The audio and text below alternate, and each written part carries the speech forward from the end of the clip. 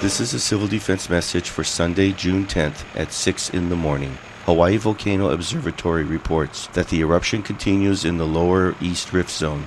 Fissure 8 continues to produce large channelized flow that is entering the ocean at Kapoho Bay and producing a large lace plume. Hawaii Volcano Observatory also reports that a steam explosion occurred at Kilauea Summit early this morning. So be aware of ash fallout if your commute takes you through Ka'u. Due to the lava entering the ocean, the following policies are in effect. Avoid the lace plume.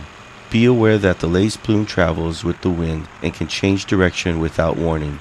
Due to the current volcanic activity, the following policies are in effect. Leilani Estates west of Pomaikai Street is open only to residents with official credentials. There is no curfew. Government Beach Road between Kahakai Boulevard and Cinder Road is open only to residents of Wawa and Papaya Farms Road with official credentials. There is no curfew. Residents in these areas should heed warnings from civil defense officials and be prepared to evacuate with little notice. The shelter at Pahoa Community Center is open and pet-friendly. The Keau Armory shelter has reached capacity. Hawaii Volcano Observatory reports volcanic gas emissions remain very high from fissure eruptions.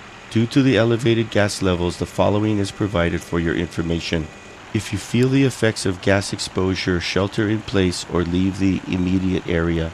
You can monitor sulfur dioxide and hydrogen sulfide on Hawaii Island by visiting the Civil Defense website. We are on watch 24 hours a day for your safety. This is your Hawaii County Civil Defense Agency.